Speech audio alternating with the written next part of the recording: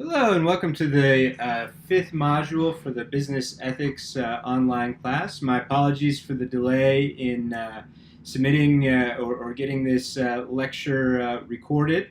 I've been having some technical difficulties. For some reason, some of the recordings that I've been posting have been lacking audio. So it's forced me to re-record lectures from my other class, and hopefully I can re-record the lectures for this class that have lost any audio. So my apologies for that.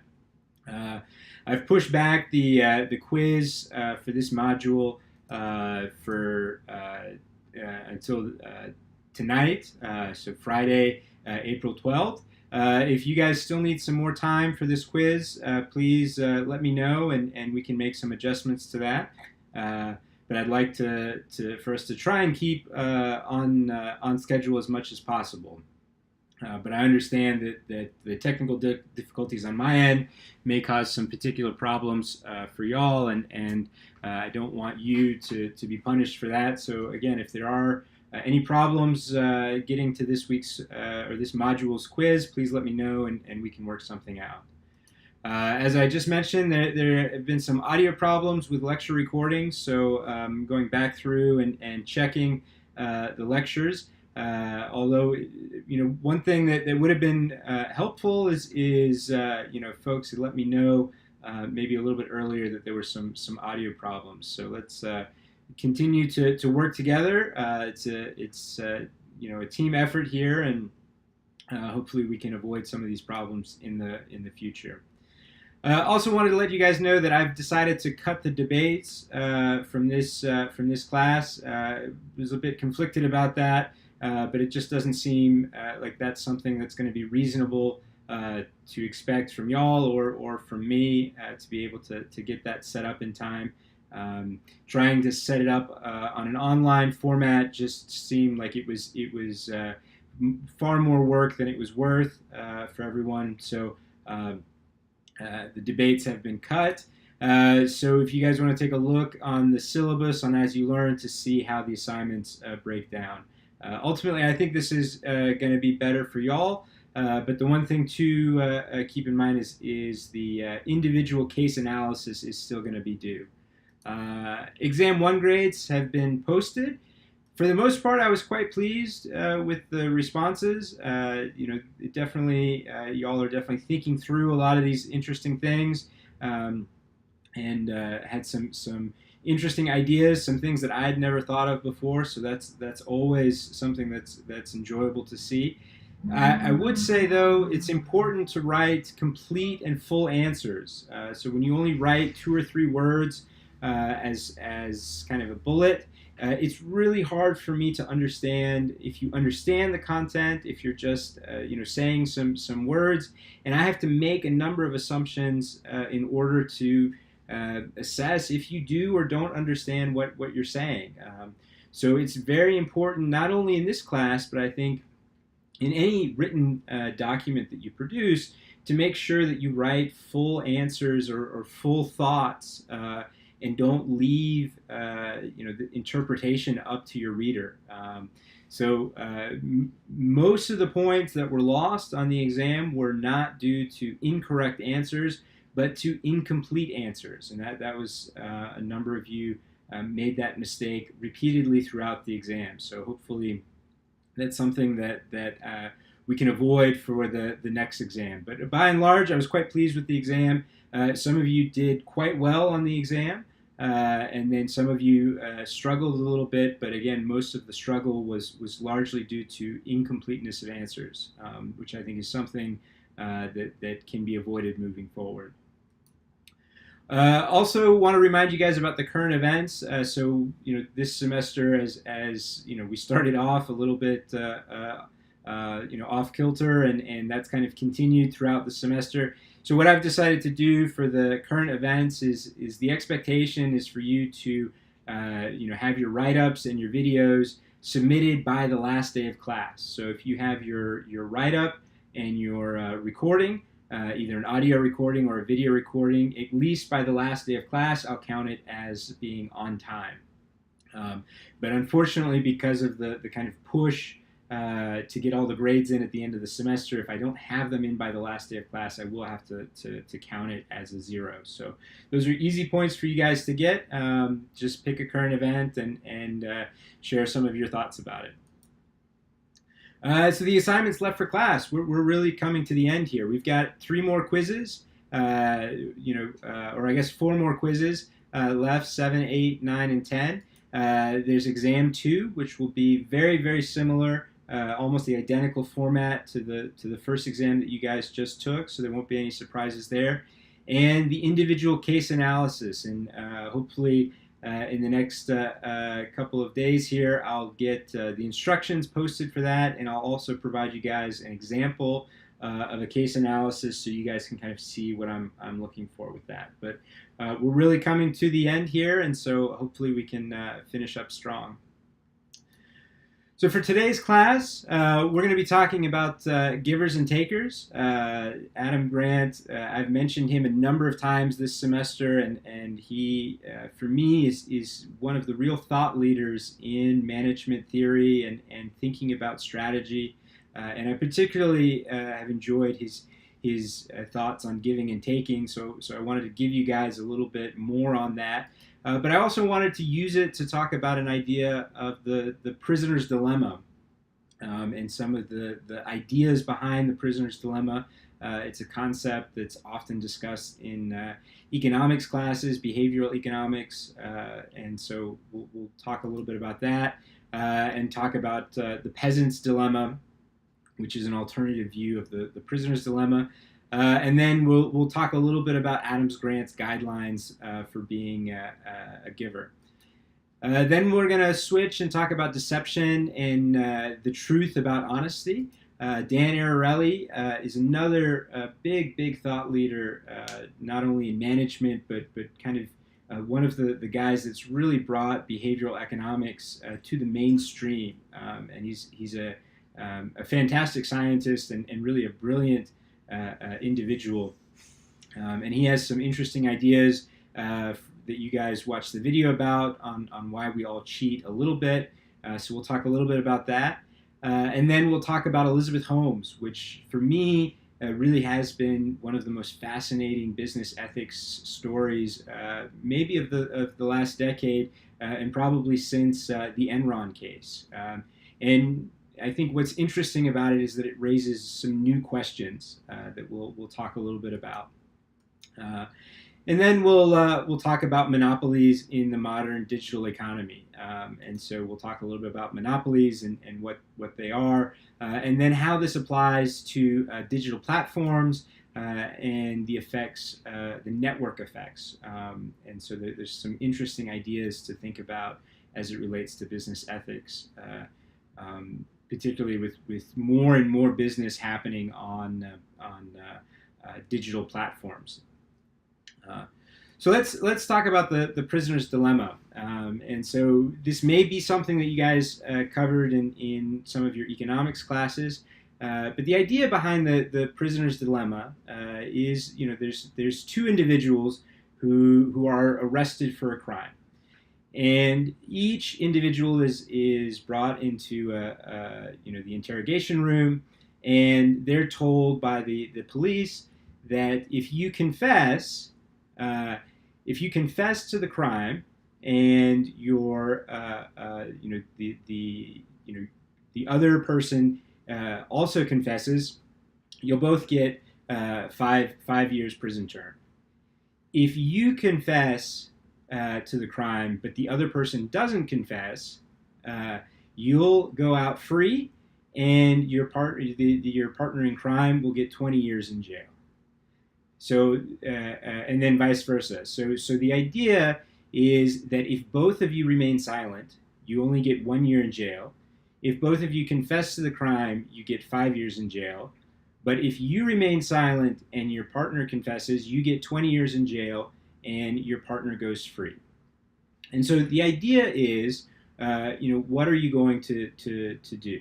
And so it's an interesting question, because you have to try and understand, you have to try and guess what your partner in the crime is going to do. The optimal solution is for both of you to remain silent. But you know that if you remain silent and your partner confesses, that you get a very severe punishment and your partner goes free. And so what we find is that over time, what we find is that the most common response is that both of you confess and both get 5 years in jail, because you're assuming that your partner is going to confess, and if you don't, you'll get the big penalty. And so you hedge your bets and you both confess, and you get the 5 year prison term, which is more than if both of you remain silent. So, the idea is each criminal cannot communicate with each other, and so you have to think about what the other person is likely to do and act accordingly. And there are huge penalties for being the only one to remain silent. And therefore, both individuals tend to turn on each other. And the economic theory, or the idea that's drawn from this model, is that when each of us individually chooses what is in his or her own interest, we can turn out to be worse off than we would have if we had made choices in the collective interest. So, it's this idea that we've talked a little bit about this idea of egoism, and the prisoner's dilemma is an example of where egoism doesn't work, because if you're acting in your own self-interest, you're actually getting a worse penalty than if everyone acted in an altruistic way. But it requires that you have trust that other people are also going to act in altruistic ways, which can be difficult. But however, the reason why it's difficult is because of certain assumptions that are made during the prisoner's dilemma. The first is that it only examines what we call arm's length transactions. And what that means is that the players don't know each other. It's a single exchange. So the prisoner's dilemma happens one time, you're making the decision, and that no one else knows the decision of each player.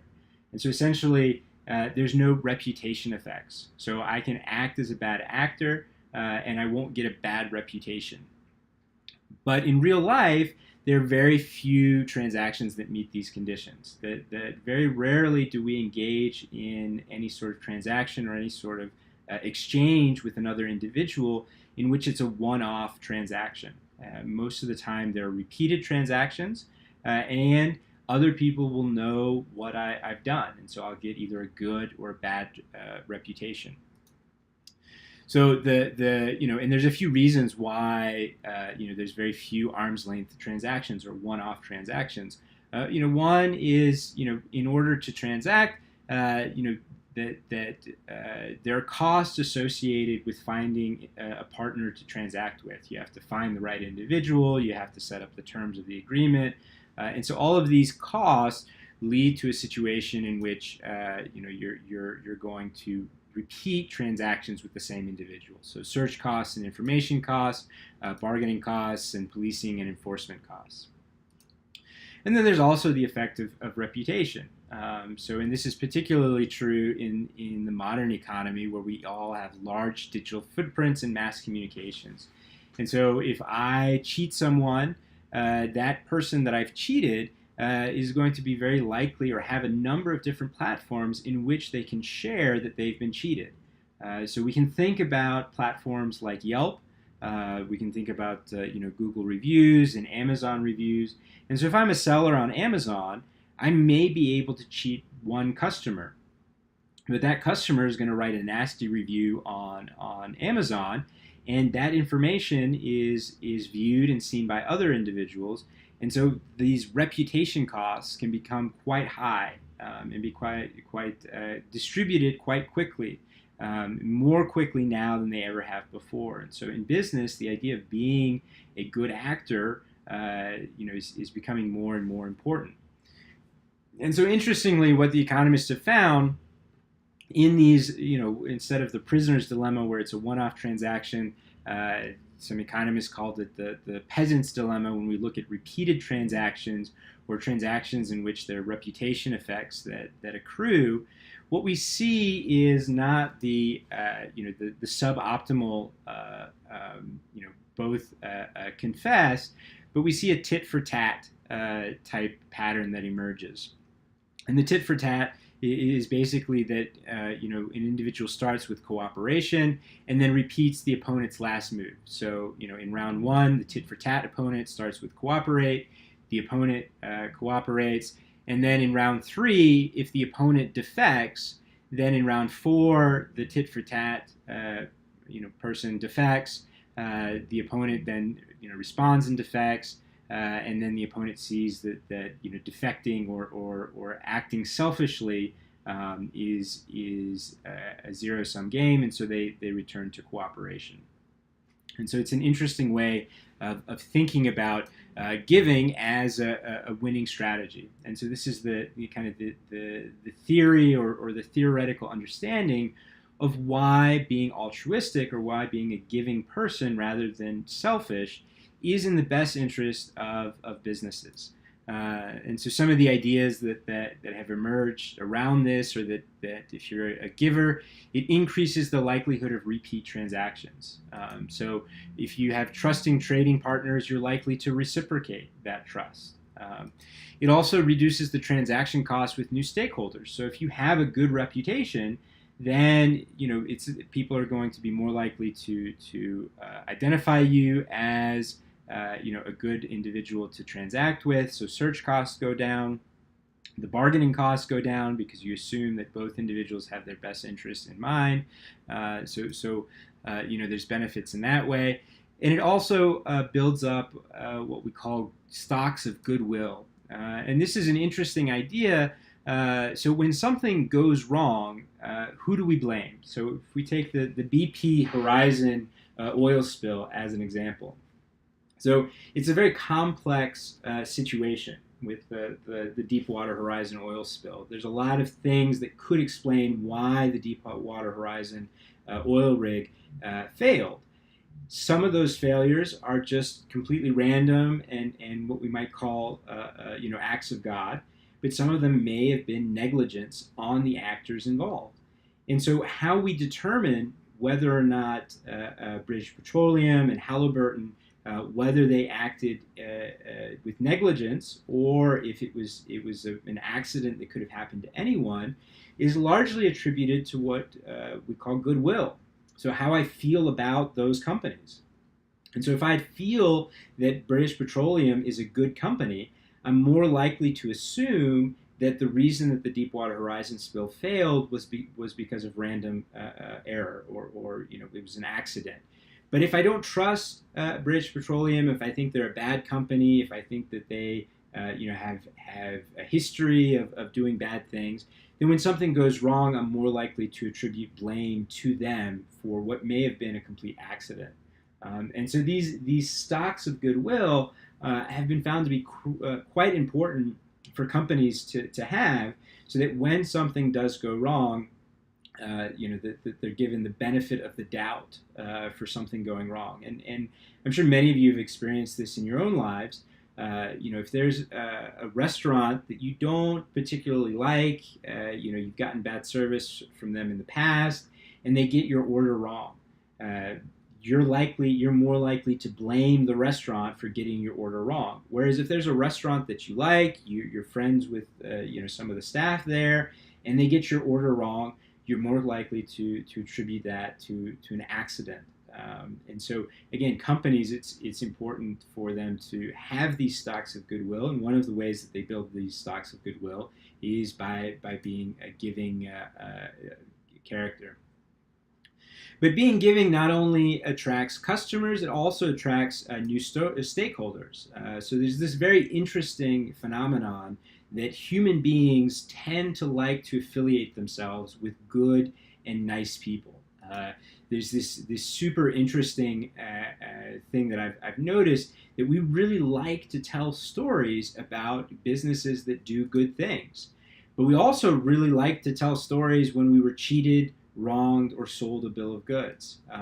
And so when a trading partner goes above and beyond, even if we didn't directly benefit it from the transaction, we see that we want to tell other people about that good business. And if we've been cheated, if we've been wronged by a business, we want to tell other people about that experience as well.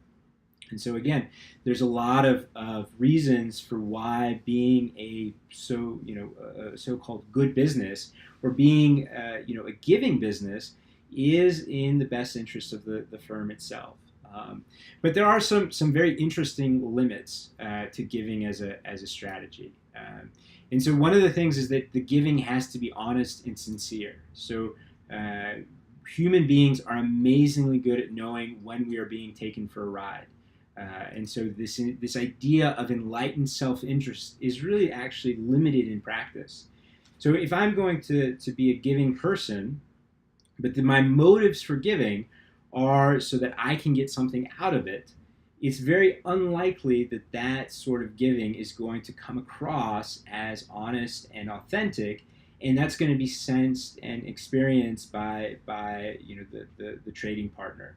And any of y'all with significant others, I'm sure that you've experienced this, where you're really nice to your partner. You take them out to a nice dinner, and you give them a present because you crashed the car, and so you're doing all these nice things because you don't want to get in trouble later on.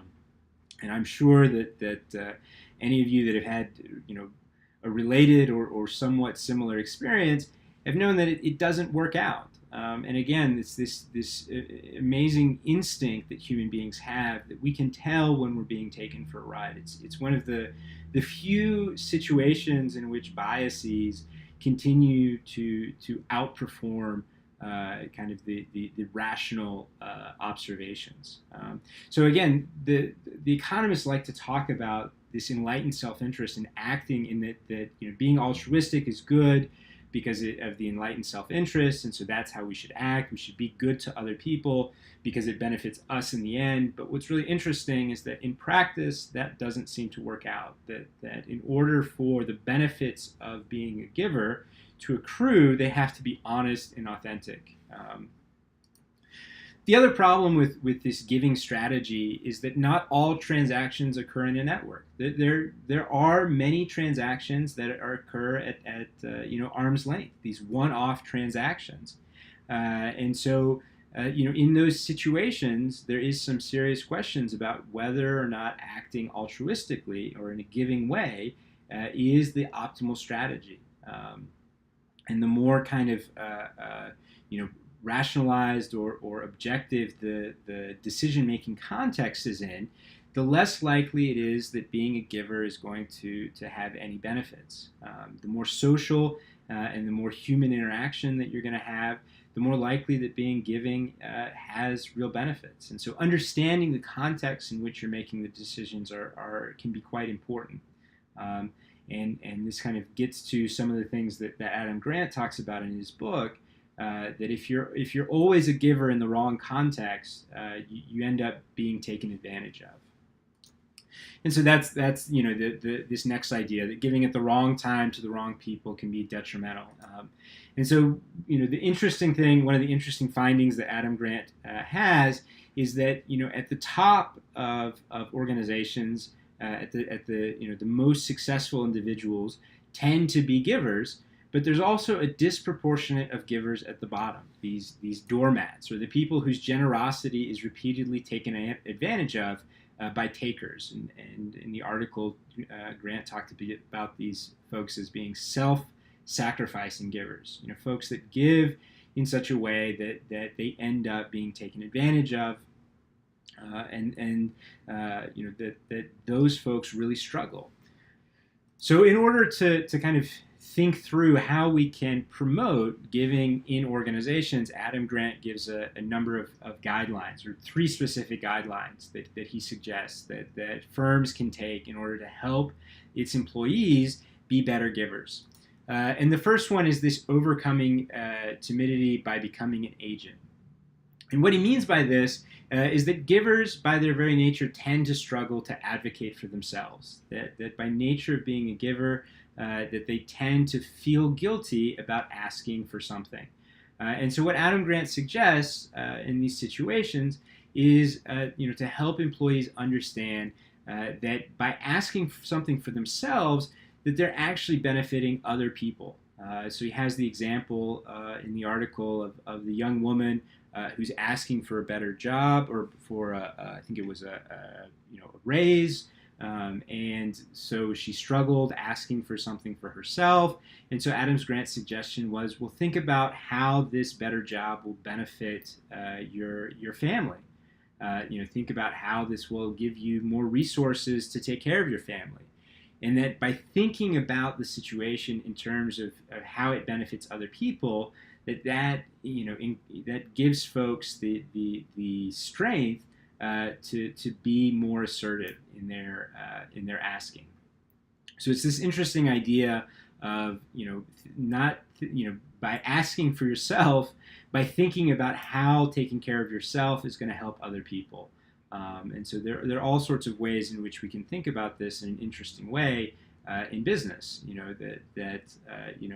If you are thinking about, you have to kind of push a potential buyer who's on the fence, and you feel uncomfortable with pushing the buyer to make the sale.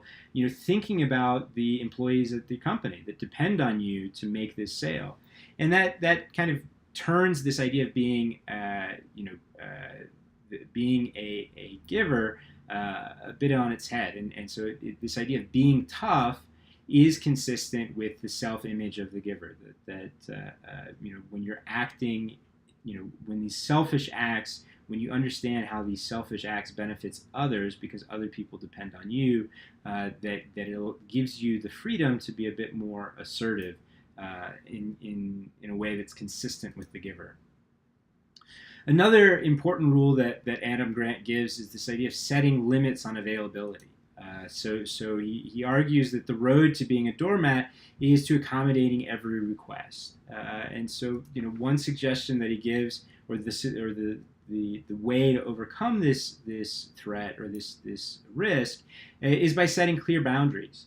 And interestingly, a lot of the boundaries that Adam Grant discusses in the article there are things like saying, you only help people on certain hours of the day, or the other thing that Adam Grant is well known for is this idea of the 5-minute favor. So you're willing to do favors for people as long as it only takes 5 minutes to do. And that any favor that takes longer than 5 minutes to do, you reserve for special situations. So setting clear boundaries about when and where you'll provide the giving. And the argument that Adam Grant gives is that if you're always giving your time and your knowledge and your abilities to others, that you'll never be in a position to advance yourself. And ultimately, if you're not able to advance yourself, then you're not going to be able to be as good of a giver than if you're in a better situation. So kind of getting back to that first point there. So setting these clear boundaries, and so I'm not sure if the you only help people on Tuesdays, or you only work on helping people at after 4 o'clock is a realistic goal, but I do think it's something very interesting to think about, and something that I think is at least maybe worth trying. And then finally, the last kind of rule or guideline that Adam Grant gives is complementing empathy with perspective taking.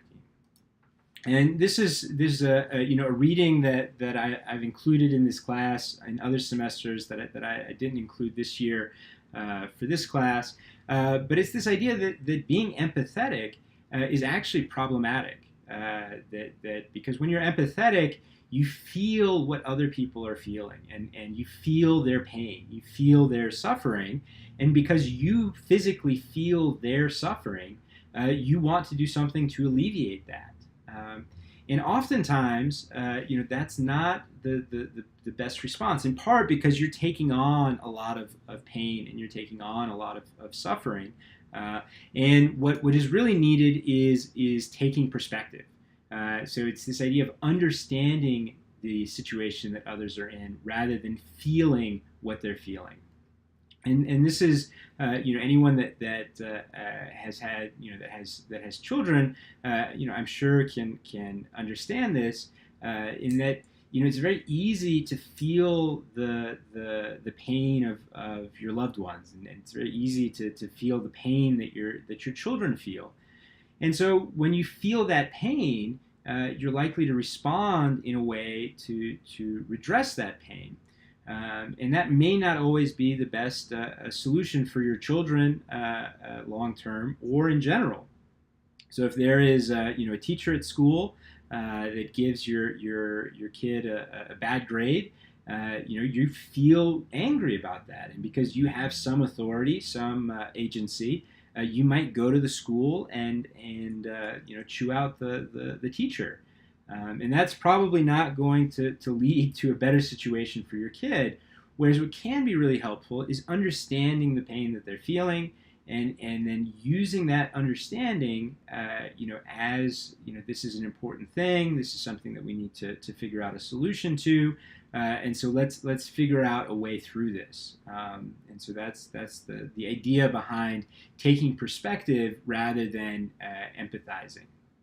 And again, and this has been argued by a number of different business leaders, is that what businesses need is not empathy, because empathy is an emotion, is a draining perspective.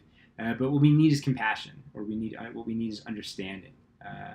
So I think these three guidelines are particularly interesting, and as you all go out into the business world and have your own jobs, and you practice or you try implementing these things, I'd be really interested to hear how it goes. Adam Grant, these ideas are relatively new, so that Adam Grant backs this up with a great deal of research and a profound amount of knowledge. But these really are pretty new ideas in business. And so I'd be interested to hear how it goes. So in a couple of years, feel free to get in touch with me and let me know. So switching gears here a little bit to talking about deception and honesty.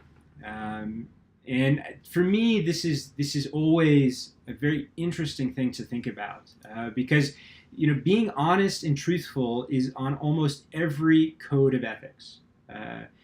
Every business ethics class, they talk about the importance of being honest. If you Google business integrity or business ethics, the idea of being honest and avoiding deception comes up time and time again. But it's a really strange rule to have, this idea that businesses need to always be honest and devoid of deception. And just in our personal lives, as Dan Ariely kind of talks about, what do I say when my wife asks me if she looks good in a new outfit? And this is a situation in which being honest is probably not the most ethical choice to pursue. And Dan Ariely talks a little bit about what I think is a really fascinating idea, and something that we've talked about this semester with this idea of ethical dilemmas. What do you do when you have two values that are in conflict with each other, and navigating the tension between those two? And so, when my wife asks me if she looks good in a new outfit, the values that I'm trying to balance are honesty and supportiveness of my wife. And so these are in tension with each other. I can't do both at the same time, and so I have to understand, how to compromise. And so when we have all of these rules about, these codes of ethics that start with, being honest and avoiding deception, I think that if you followed that 100% of the time, you would find that you run into a number of different problems. And an example, when I give a lecture in class, I'm nervous about it.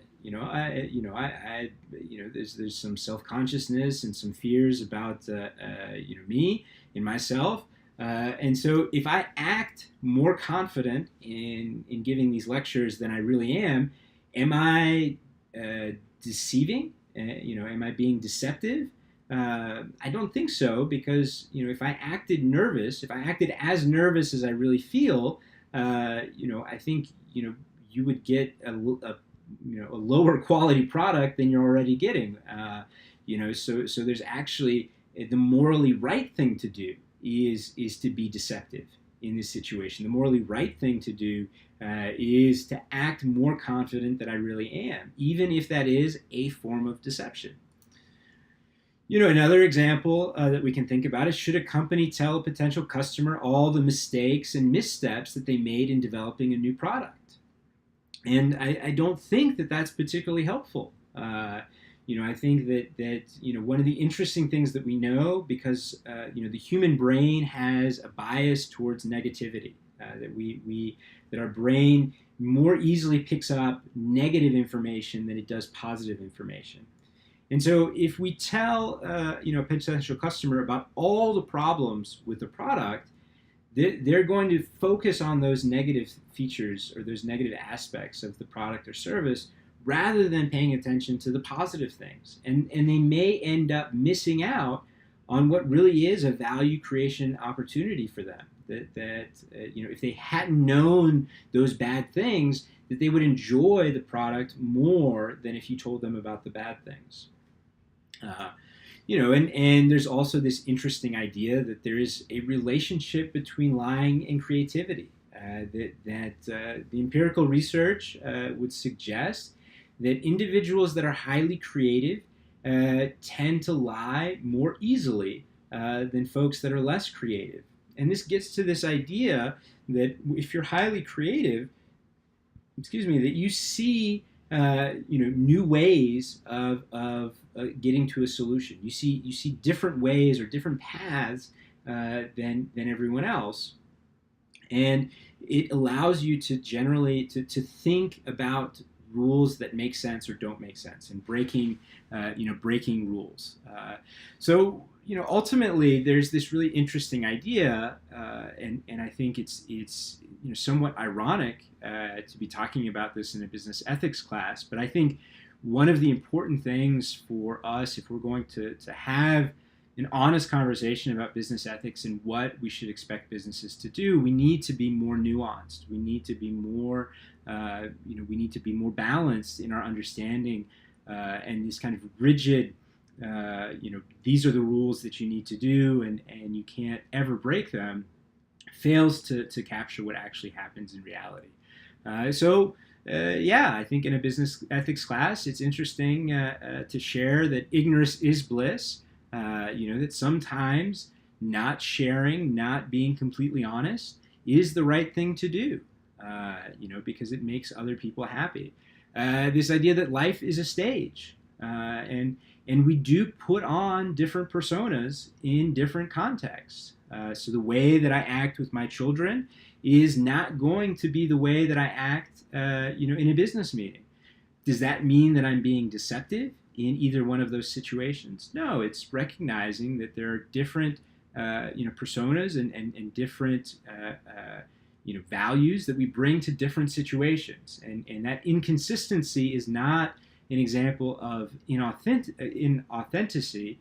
I would argue that it's actually being more authentic, because you're putting yourself fully in the context that you're in. And then this last idea that innovation often involves breaking rules. That by its very nature, the idea of doing something new, doing something different, or recombining things in new and different ways implies that you're breaking these rules. And I think the ethical question that we'll talk a little bit about when we address Elizabeth Holmes is what are the ways in which we break rules when we're innovating, when we're being creative, may have more importance than the fact that we're breaking rules themselves. So let's talk a little bit about some of the interesting things that Dan Ariely found specifically about honesty and cheating. And I think these kind of give some practical advice when we're designing the context of our organizations and how we set things up, into how we can ensure that we limit the dishonesty, the bad dishonesty that occurs. Because we talked about situations in which being dishonest may be the ethical thing to do. There are situations in where being dishonest clearly is the wrong thing to do. The challenge is, can we set up context? Can we set up situations so that we reduce the amount of cheating? Because as Dan Ariely's research shows, and a lot of other researchers have shown, this idea that only bad people cheat, only bad people lie, is really a myth, and the overwhelming evidence suggests that we all cheat, but the reality is we all cheat just a little bit. So we're as the video when Ariely was talking about cheating on the math test, very few people cheated 100% and took as much money as they could. But what they found is that we all cheat a little bit. And the interesting thing was the cumulative effect of the little cheating was far larger than the cumulative effect of the big cheaters. And so that's an important thing to think about. When we're setting up these rules, we're often most concerned and most outraged by individuals that cheat big. But the reality is that it's the accumulation or the aggregation of the little cheating that has the biggest effects. Dan Ariely also talks about this interesting idea that extrinsic incentives to cheat, or extrinsic penalties, or increasing the risk of cheating, really don't have much effect on the overall rates of cheating. Very interestingly, that there are situations in which people, it talks about stealing the hand towels at when you go to a dinner party. The likelihood of being caught is 0, but nobody steals the hand towels. That the risk of getting caught of dining and dashing is quite low, but it almost never happens. So it doesn't seem that raising the penalty or raising the risk of cheating has much of an effect. Neither does the extrinsic motivation. So the benefit of cheating. That interestingly enough, if you can gain a lot, that doesn't mean that people are more likely to cheat, which is a very counterintuitive idea, because it's irrational. Which is a lot of what Dan Ariely's arguments are about, is that we've constructed this narrative about the world that human beings do cost-benefit analysis and then make a decision based on the benefits that they gain.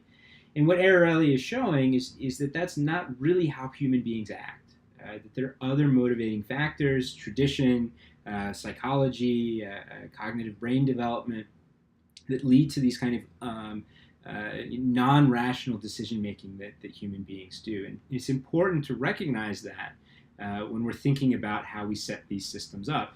And so one of the things, implications of this is, by having more, monitors of cheating, that may make it harder for the people that are going to cheat anyway to cheat, but it's a huge cost that you incur that everyone has to pay.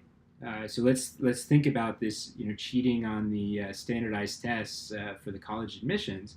The testing companies are now going to raise the cost for everyone to reduce to increase the risk of getting caught. And there's an opportunity cost. That's going to have some cost that means that they can't do something else. And so if you are someone with a learning difference, or you need some special assistance given your situation, it's now going to be harder to get the kind of testing environment that you need. And so, is that really worth the benefit, given that these people are going to cheat anyway? So I'm not saying that one way is right or the other. I'm just saying that these are things that we need to think about. But one of the So then it really talks about these extrinsic motivation factors having little effect.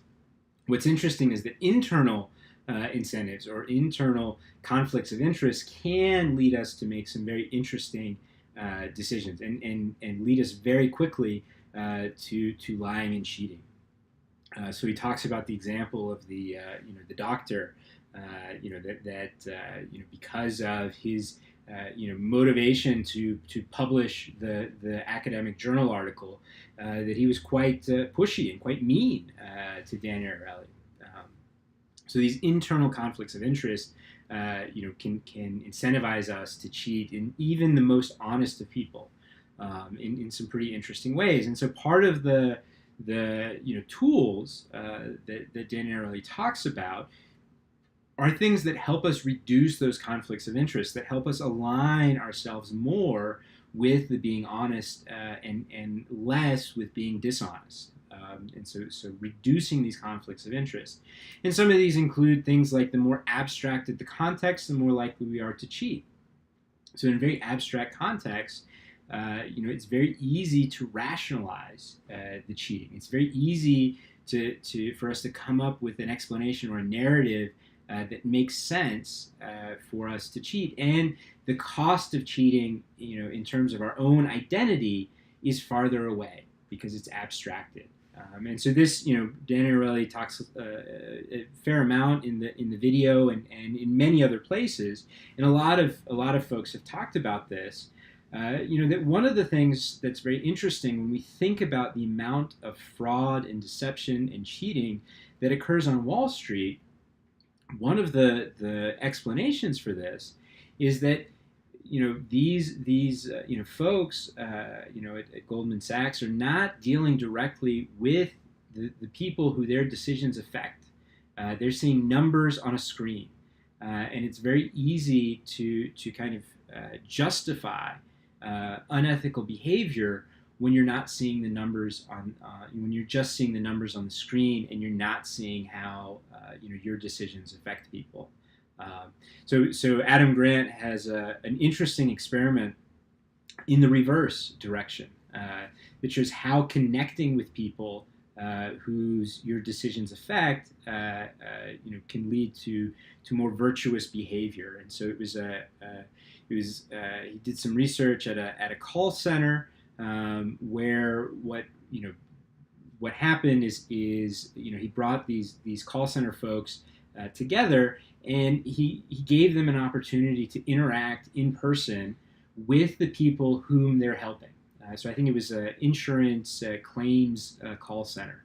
And so individuals who had called the call center that had questions about their insurance and needed help and guidance and got the help and guidance that they needed, and that led to their situation being better.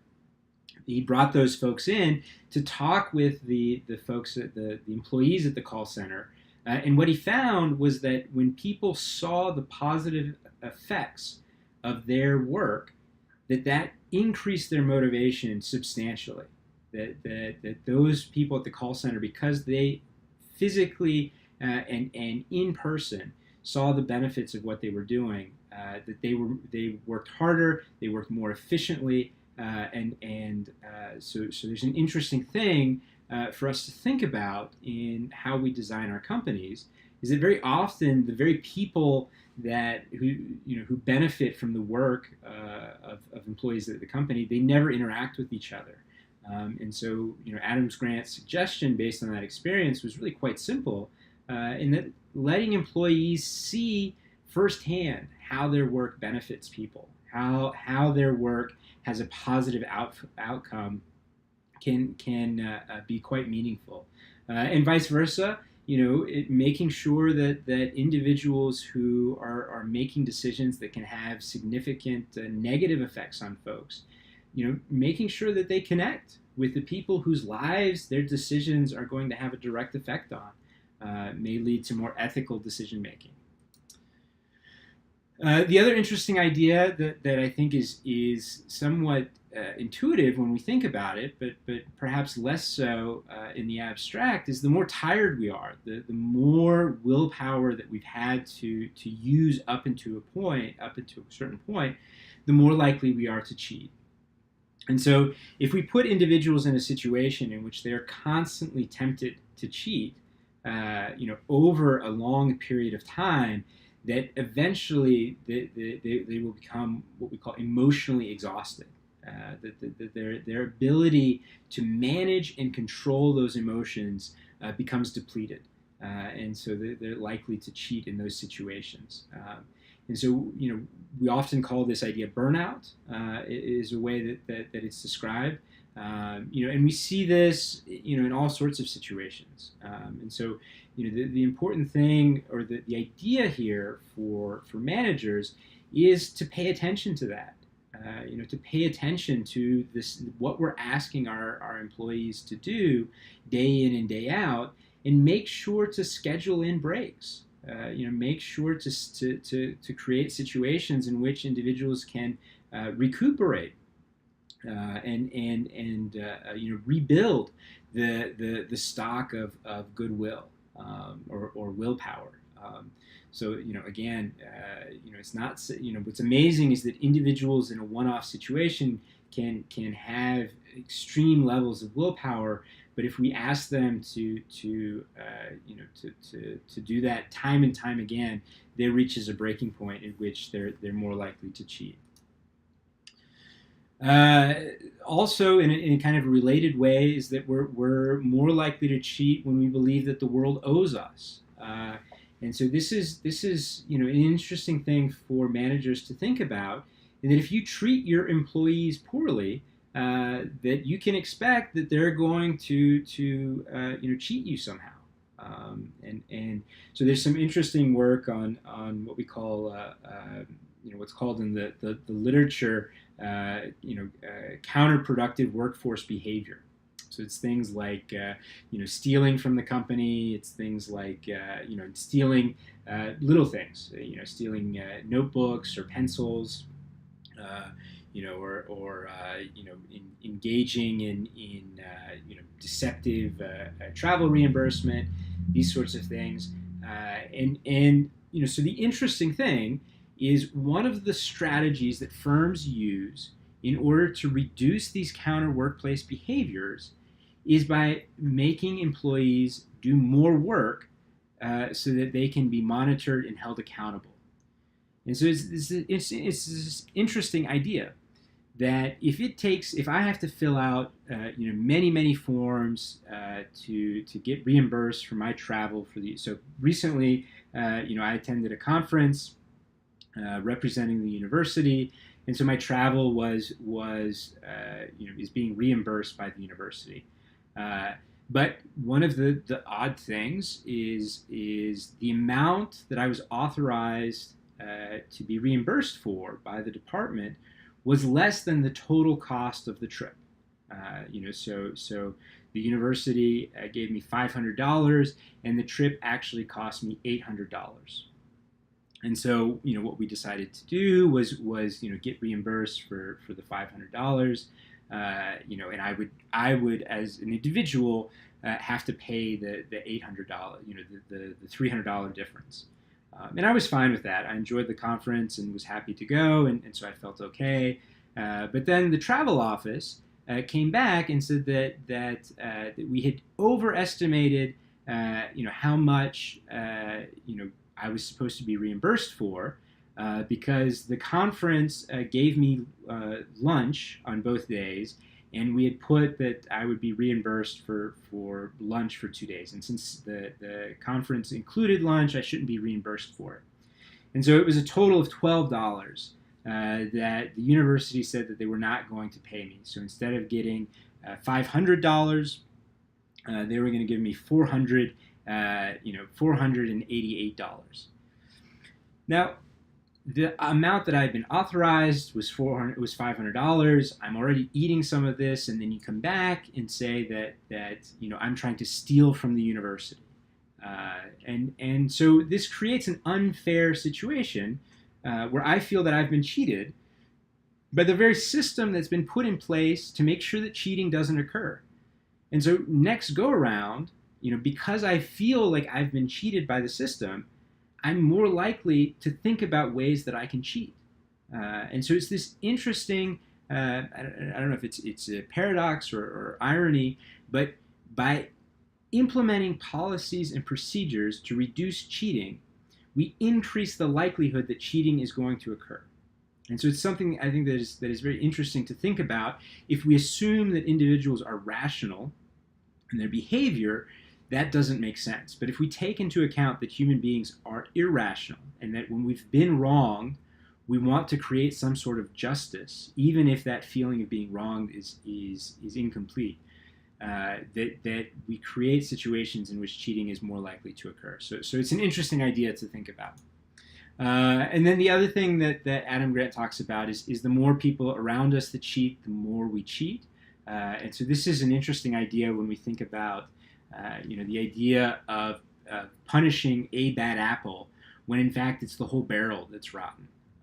And so if you go through a process of punishing individual bad apples and you've got a rotten barrel, no matter how many good apples you put in there, you're going to continue to get bad apples. So it's this idea that just dealing with a bad apple with a rotten barrel is not going to solve your problems. And then the other thing that is interesting is the more we cheat, the more likely we are to cheat in the future, even if the initial cheating was small in comparison. And this very much gets to the Elizabeth Holmes and the Theranos story, that most likely, Elizabeth Holmes' initial lies were probably small, but that over time she found herself having to lie more and more over time. And so let's switch and let's talk about Elizabeth Holmes and Theranos. So I'm not going to summarize the situation. You guys got that from the video. But what I do want to talk about is this question of how could someone pull off such a massive deception? And really, why did so many smart people buy into it? So it's very easy for us to kind of think about or blame Elizabeth Holmes and see her as a bad actor and focus our attentions on why someone would do what she did. But I think the more interesting question and the most interesting question to think about from a business perspective is, why did people buy into it? There were so many red flags along the way. There were so many opportunities in which somebody could have asked the question and didn't. And so the truth of it is, as we've talked about many times in this class over the semester, is that there are bad individuals, but those folks are few and small in number. And what we're most interested in is the large number of folks that get caught up in it. And so that's why I think focusing on why did we not just the individual employees, but we as a society very much bought into Elizabeth Holmes. I remember when Elizabeth Holmes, before the deception was found, she really was very much the entrepreneurship darling. We talked about her in entrepreneurship classes as a role model. So how did we fall for it? Well, one of the things is that it was for a good cause. That it wasn't. It's not, and it's still to this day not very clear what the benefits of Elizabeth Holmes' lies, her own selfish benefits, how she benefited for them. And so we're less cautious when the intent is good. And this, we've talked a little bit about the halo effect, and we talked today about this idea of stock of goodwill. And I think this is a great example of it. That because, what Elizabeth Holmes seemed to be doing was good, we gave her the benefit of the doubt. I think part of the lesson for us to remember is when we have positive feelings about someone is to ask ourselves, well, why do we have those feelings? What is it about it that justifies those feelings? But it also, I think, is an important lesson for businesses that if you're engaging in somewhat nefarious behavior, or if you're engaging in somewhat nefarious activities that are known, recognize that you are going to be scrutinized more closely than if you were in less nefarious activities. And we see this. We see this all the time. Here in North Carolina, we don't have bars. We have restaurants that have liquor licenses, and so if you're, kind of a shady place, expect that you're going to be scrutinized more closely by the ABC Commission than if you're a family-friendly restaurant, and recognize that is a cost of doing business. The other thing that's really interesting with Elizabeth Holmes is she had a really good story that we wanted to believe that was true. And there's a very interesting thing that we've known for a little while now in entrepreneurship research, is that when the viability of a project is unknowable, so if you're proposing a new model and the success of that project is unknowable, it's either too complex or there's too much ambiguity, and no amount of information is going to help you know if this project is going to be viable or not. We use other cues to help us make a decision, and in a very interesting series of research on venture capital investments has found that the strongest predictor of a venture capitalist investing in a project is the similarity of the current project with prior successful past projects that they've invested in. And so if I am a venture capitalist and I just got a very successful project on a new sort of candy store, I'm going to be more likely to invest in future candy stores than any other projects. And some of the similarities that have been found to increase venture success are things like the clothing of the entrepreneurs, the style of the pitch deck. So if you use a similar font as the last entrepreneur that was successfully funded by the venture capital, that increases the likelihood of your success. And Elizabeth Holmes, one of the things that she very quickly picked up on, was dressing like Steve Jobs, was using the language of Silicon Valley, was doing the sorts of things that you expect an entrepreneur to do. And so I think this is an interesting thing, in that there are many situations in which you will be trying to convince other people of something in which the outcomes are unknown. And what I would suggest is that using these tools and using these strategies is not necessarily unethical. It's simply human behavior. And we see it time and time again. One of the reasons, and this isn't the only reason by far, but one of the reasons for which men are more successful at getting funding from venture capitalists, or more successful to get the job that they apply for, or more likely to get the loan from the bank than minorities or women, is because the last person that got the loan from the bank that paid it back on time was a man. And so, again, I'm not saying that this is right or wrong, but I do think it's important for us to think about, how we ask for things, but also, some of the things for us to think about when we're assessing our decision making. Do I believe that this person is being honest because they look like an honest person? And is that a valid reason for believing that someone is being honest? So it's, again, I don't know if this is right or wrong, but I think it's an interesting thing to think about in something that we do know is occurring. But the other thing is with Elizabeth Holmes, is that there's this ethos in business today that's been largely propagated by Silicon Valley, that obstructive rules, norms, and traditions are meant to be broken. And I think that this kind of brings up this idea, of what I'll call critical realism and the limits of human creativity. That we need to recognize that there are material limits to the world at which we live in.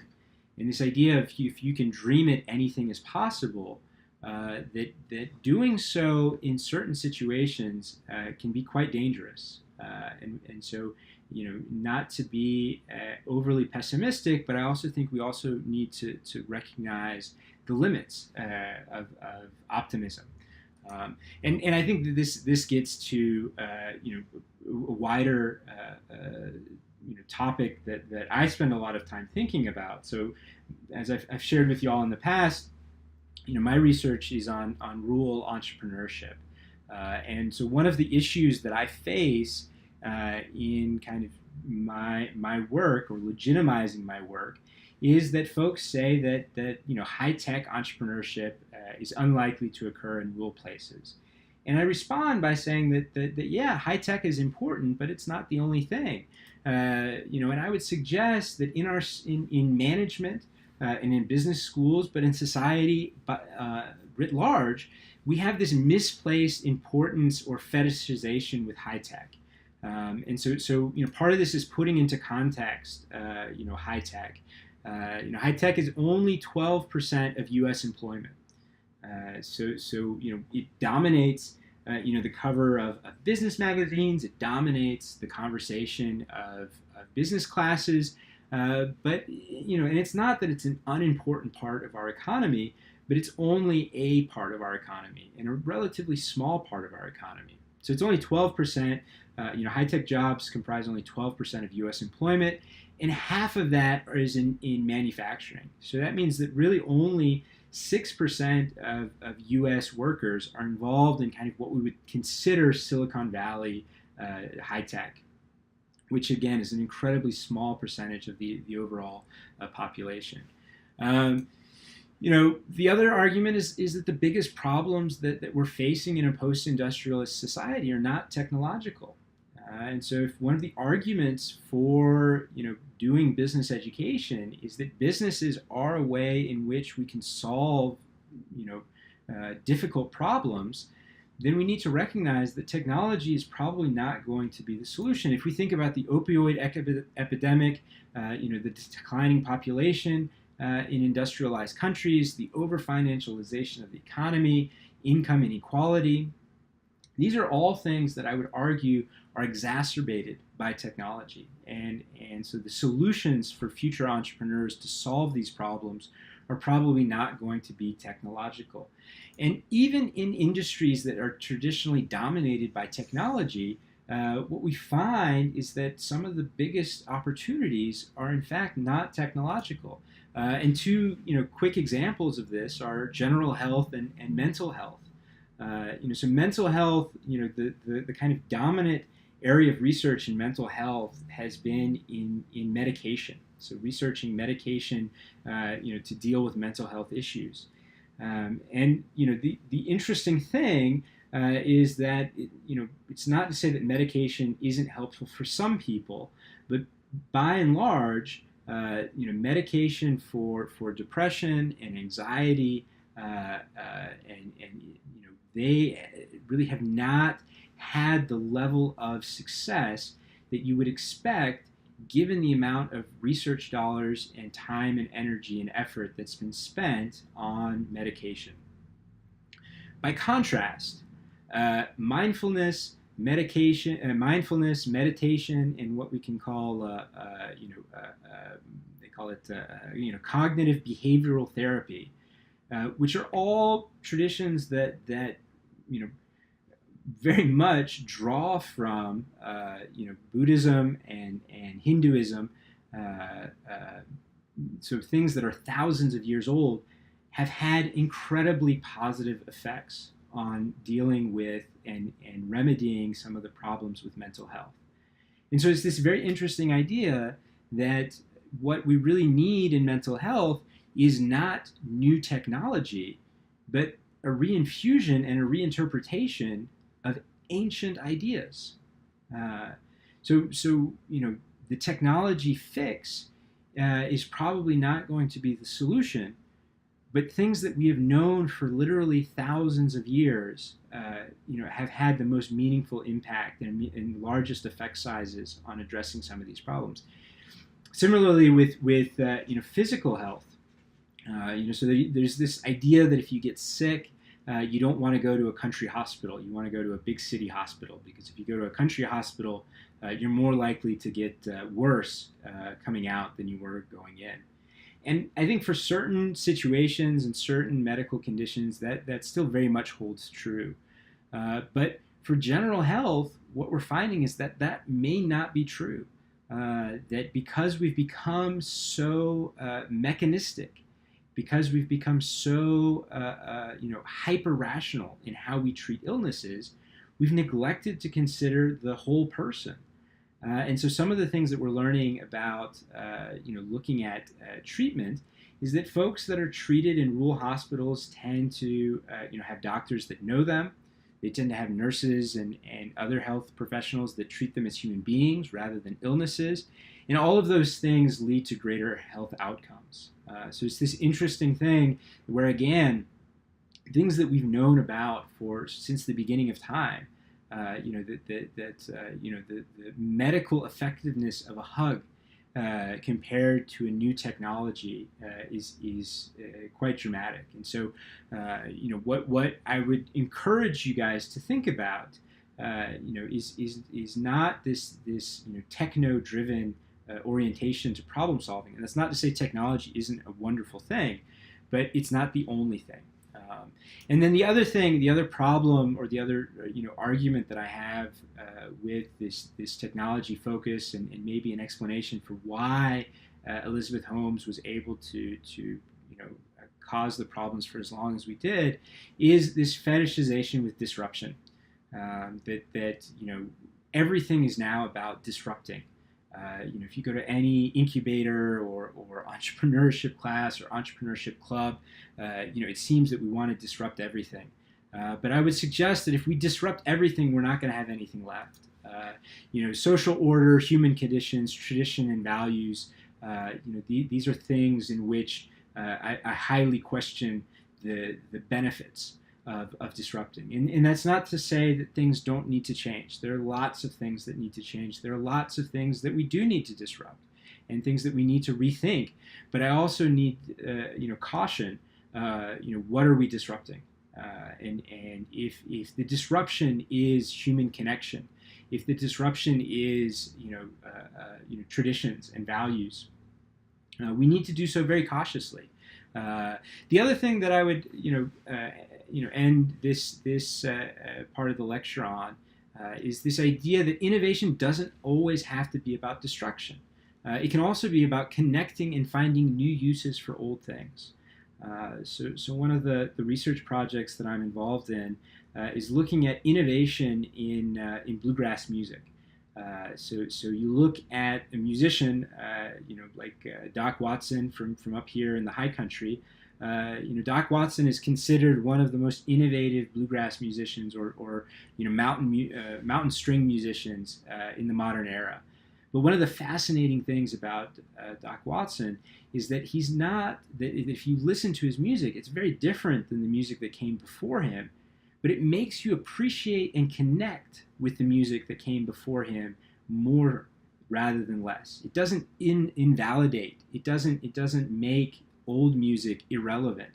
If anything, his music makes the old music more relevant. And so I would suggest that that's an alternative kind of innovation than maybe we've talked about.